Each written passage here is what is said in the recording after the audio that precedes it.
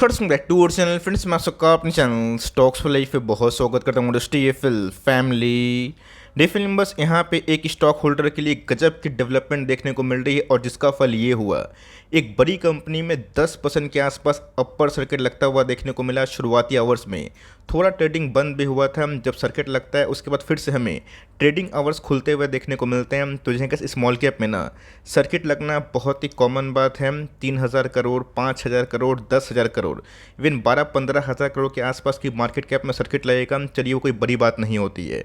But जो company बहुत ही कद की होती है, 50,000 करोड़ मार्केट कैप, 60,000 करोड़ के आसपास मार्केट कैप रखने वाली कंपनी, उसमें सर्किट लगता है तो जैसे शायद से बहुत बड़ी अपडेट आई होगी। तो जैसे मैंने इधर पे आज कुछ फिगर आउट किया जिसको लेके मैंने बहुत बार कमेंट्री दी और बताया भी कि ऑफकोर्स ये शेयर डिजर्व करता है कि लाइफ टाइम हाई को तोड़ के नया लाइफ टाइम हाई बनाए। तो इसी बीच में गैस यहाँ पे कुछ अपडेट है जिसको मैं बहुत ही सरल भाषा में आप सब तक कन्वे ज़रूर करूँगा। चैनल फर्स्ट टाइम होंगे सब्सक्राइब कर सकते हैं इस तरह की क्वालिटी कंटेंट को सबसे पहले एक्सेस करने के लिए। Now without dealing any for time, let's begin.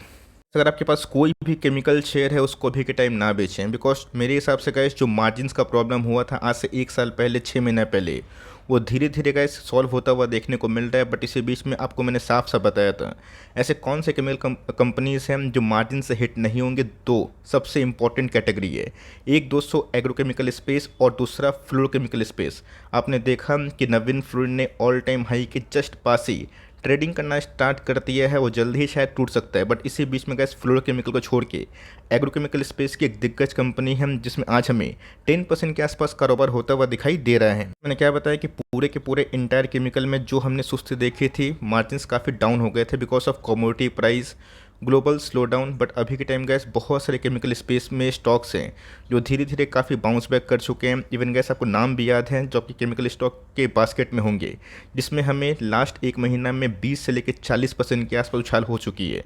इस कंपनी की बात की जाए, स्लो डाउन खराब टाइम में भी गैस 1 साल में हमें 18% के आसपास पैसे बनते हुए दिखाई दे रहे हैं। 5 ईयर्स की, तो 5 ईयर्स में गैस इस कंपनी ने अभी तक कंपाउंडिंग मशीन की तरह काम किए है। और ऑफकोर्स गैस पिछले 2 साल से ना ये एक ही रेंज बाउंड ट्रेड करता हुआ देखने को मिल रहा है। बट मेरा ऐसा मानना है कि अगर इस बार भी ना लास्ट क्वार्टर की तरह स्ट्रॉन्ग मोमेंटम के संग इस बार फाइनेंशियल के एंड होते हैं, कंपनी यहाँ से अच्छा प्रदर्शन कर सकती है।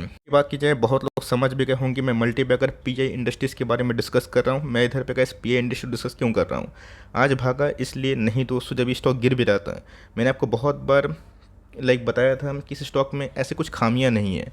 अगर आप 2 क्वार्टर के नंबर्स को जज करें, हाईएस्ट एवर टॉप लाइन के संग हाईएस्ट एवर प्रॉफिट। और सबसे इंपॉर्टेंट चीज़ दोस्तों, एग्रोकेमिकल स्पेस में अभी भी जो मोमेंटम है ना वो इसलिए तेज है बिकॉज इनके मार्जिन्स बढ़ रहे हैं और कंपनी एक्सपोर्ट भी कर रही है। तो जो है आज कुछ ऐसे डेवलपमेंट हुई जिसकी वजह से इस कंपनी में हमें रॉकेट की उड़ान दिखाई दे चुकी है।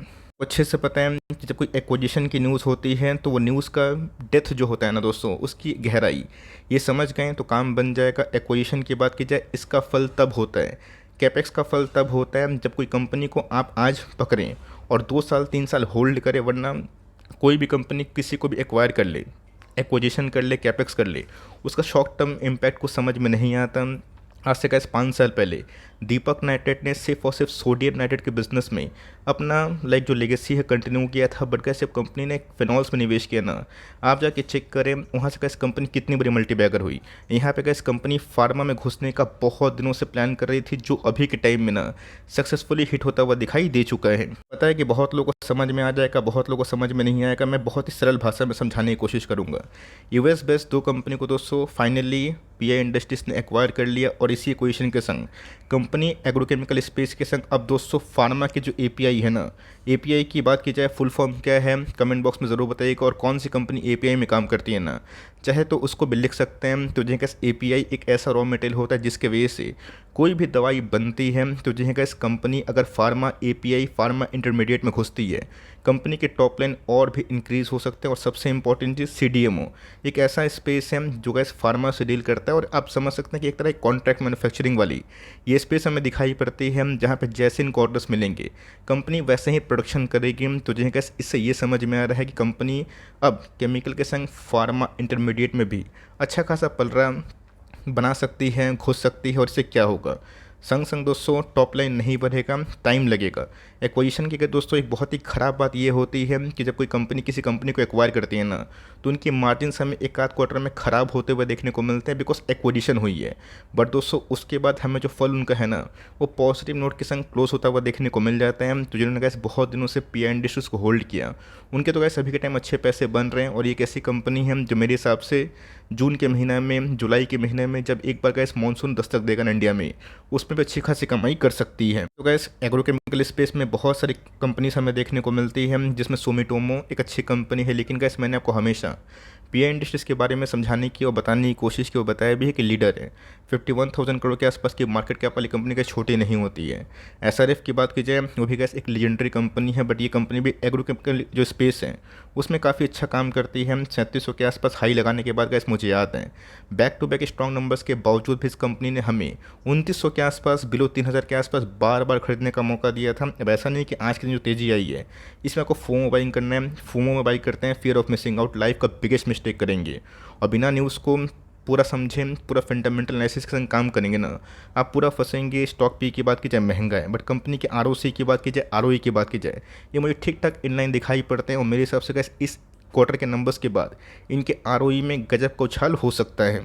क्यों बोल रहा हूँ, इसके पीछे कारण क्या है? जी हाँ गैस, आपको याद भी होगा बैक टू बैक मैंने दोनों क्वार्टर के नंबर्स को आपसे साझा किया था, बताया था कि आपको डरना नहीं है, स्टॉक गिरेगा ना, आपके लिए अच्छी बात होगी। 24% और 26% के आसपास मार्जिन हमें दिखाई पड़े, जहाँ पे एक तरफा दोस्तों इंटायर केमिकल्स में गिरावट देखने को मिली except Navin Fluorine, because fluorochemical का बिजनेस ना हमेशा से बहुत ही अच्छा मार्जिन वाला बिजनेस होता है। और इसीलिए इस लक्ष्मी ऑर्गेनिक ने भी उस इंडस्ट्री में घुसने का प्लान कर दिया। आप जाकर चेक करें कि एसआरएफ के सिर्फ और सिर्फ फ्लोरोकेमिकल का सेगमेंट बहुत ही अच्छा परफॉर्म किया। मैंने आपको बताया भी था कि आने वाले दिनों में मोमेंटम जो है एग्रोकेमिकल स्पेस में और फ्लोरोकेमिकल स्पेस में कंटिन्यू रहेगा। और वही हमें देखने को मिल रहा है। लास्ट 2 क्वार्टर से गैस कंपनी ने सिर्फ 2 क्वार्टर में ना 700 करोड़ के आसपास प्रॉफिट रजिस्टर कर लिया, जो गैस कभी भी इतना बड़ा नहीं था। पीछे का रीज़न क्या है? एक्सपोर्ट। जी हाँ गैस, कंपनी दबा के एक्सपोर्ट कर रही है और जिसका फ़ायदा इनके टॉप लाइन में देखने को मिल रहा है। टीटीएम में तो गैस अभी भी हमें 6322 के आसपास देखने को मिल रहा है। ऑपरेटिंग मार्जिन की बात की जाए, मुझे लगता है गैस कि ऑलमोस्ट सैचुरेशन जोन पे जा चुका है, बिकॉज हिस्ट्रिकली अगर आप देखें तो कंपनी के ओपीएम हमेशा 21-22% के आसपास होते हैं। तो इस ईयर में गैस अभी तक 24% के आसपास है। मुझे लगता है कि इसमें स्ट्रॉन्ग मोमेंटम और भी कंटिन्यू हो सकता है। और गैस कंपनी ने अभी तक तो जो प्रॉफिट दर्ज किया है वो बहुत ही अविश्वसनीय है, अद्भुत है। रिजर्व्स की बात की जाए, 6,500 करोड़ के आसपास कंपनी के रिजर्व्स हमें देखने को मिलता है, जो बहुत ही अच्छे मोटे माने जाएंगे। बोरोइंग्स की बात की जाए, ऐसा कोई बड़े बोरोइंग्स नहीं है। शेयर होल्डिंग पैटर्न की 46% के आसपास स्टेक प्रमोटर की होल्डिंग वाली कंपनी है। बीच में तो गैस इनके पुराने शेयर होल्डर्स भी आ गए थे और जो क्लेम किए थे इसके ऊपर मैंने एक कवरेज भी दी थी। एनीवेज, अगर आप देखें एफआईएस ने पिछले कुछ समय से अपने स्टेक को बढ़ाया लास्ट 3-4 क्वार्टर से। डीआईएस की स्टेक की बात की जाए, थोड़ा बहुत ट्रिम होते हुए देखने को मिल रहा है, बट पब्लिक होल्डिंग की बात की जाए 11% के आसपास है। बस का सिर्फ आज की तेज़ी से निवेश करना लाइफ की बिगेस्ट मिस्टेक होगी। किनको रिवॉर्ड मिला? जो पहले से निवेश करके बैठे हुए हैं, जिन्होंने करेज दिखाया। आज से 15 दिन पहले, 20 दिन पहले जब मार्केट गिर रहा था, 15-20 दिन ट्रेडिंग डेज के पहले अगर आप देखें तो 2875 के आसपास आया था। उसके बाद क्या हुआ दोस्तों? बहुत ही क्विक टाइम में 15-20% के आसपास मोमेंटम बनता हुआ देखने को मिला। और दोस्तों ये इनके लिए एक बहुत ही गेम चेंजिंग इवेंट इसलिए होगा बिकॉज कंपनी अब के टाइम में न सिर्फ और सिर्फ केमिकल्स पर निर्भर नहीं है। फार्मा स्पेस में कंपनी अगर एपीआई में काम करेगी, फार्मा स्पेस में कंपनी अगर लाइक सीएमडीओ में काम करेगी, तो ऑफकोर्स दोस्तों एक ब्लैक लाइक जो चीज़ मुझे दिखाई पड़ रही है, ब्लैक थिंग, वो ये है कि इनके गैस जो स्पेस केमिकल स्पेस है, खासकर एग्रोकेमिकल स्पेस, ये तो बहुत ही अच्छे मार्जिन्स प्रोड्यूस करती है। बट आप सबको अच्छे से पता है कि फार्मा स्पेस में ना काफ़ी फ्लक्चुएशन देखने को मिलता है। अब देखना बनता है कि एक्विजिशन के बाद अगर इनके नंबर्स आते हैं तो ऑफकोर्स जो लेगेसी मार्जिन्स के 20% के ऊपर है वो कंटिन्यू होगी या फिर नहीं होगी। यही दोस्तों मुझे एक नेगेटिव पॉइंट लग रहा है ओवरऑल दोस्तों। इस मार्जिन्स के बाद, इस एक्विजिशन के बाद कंपनी के टॉप लाइन आने वाले कुछ क्वार्टर्स में, कुछ सालों में एक्सपोनेंशियली बढ़ सकते हैं। तब के पास ये कंपनी होल्ड करे, बिकॉज आज का जो वॉल्यूम कंडल्स है ना, ये काफ़ी मजबूत बना हुआ है। करते भी हैं तो नंबर्स देख लें और उसके बाद ही जज करें। ऑल्दो का कोई स्टॉक को चेस करने की मैं आपको सलाह इसलिए नहीं देता हूँ बिकॉज भले ही स्टॉक मार्केट में बाउंस बैक देखने को मिल रहा है, बट बहुत सारे स्टॉक्स अभी भी बेस्ट बाइंग जोन पे हैं। अगर आप बोलेंगे कि कौन कौन से स्टॉक इस तेज़ी में भी बाइंग लेवल्स पे हैं, तो मैं जैसे पहले वीडियो बनाता था कि top 10 stock, top 7 stock two by now, आप चाहें तो कमेंट बॉक्स में डाल सकते हैं, तो मैं कोशिश करूँगा कि जल्दी ही उसके ऊपर एक प्रॉपर वीडियो आए। लेकिन मेरे हिसाब से गाइस ये जो लंबा कॉन्सुलेशन फेज हमने 18 महीना 2 साल से देखा है ना, ये जल्दी एंड हो सकता है अगर इनके नंबर्स अच्छे हैं और गैस एक बार केमिकल स्पेस में ना और तेज़ी आए, जो कि आना थोड़ा बहुत स्वाभाविक है बिकॉज क्रूड 80 के नीचे आ चुका है। तब कोर्स गैस यही बड़ी अपडेट थी और ऑफकोर्स पीआई इंडस्ट्री के शेयर होल्डर के लिए लॉन्ग टर्म इसका फ़ायदा ज़रूर हो सकता है। आपको कैसा लगा न्यूज़ और आपको कैसे लगी इस कंपनी की प्रदर्शन पिछले कुछ समय से कमेंट बॉक्स में लिखना ना भूलें। आप चाहें तो बता भी सकते हैं कि कौन कौन से केमिकल स्पेस के स्टॉक्स को लेके आप काफ़ी कन्विंस्ड है और कन्विक्शन लेवल काफ़ी हाई है। प्लीज़ लाइक करिएगा और चैनल फर्स्ट टाइम होंगे सब्सक्राइब करके बेल आइकन को प्रेस करना ना भूलिएगा। तो गाइस मिलते हैं जल्दी ही, तब तक के लिए bye. Thanks for listening friends, God bless you all.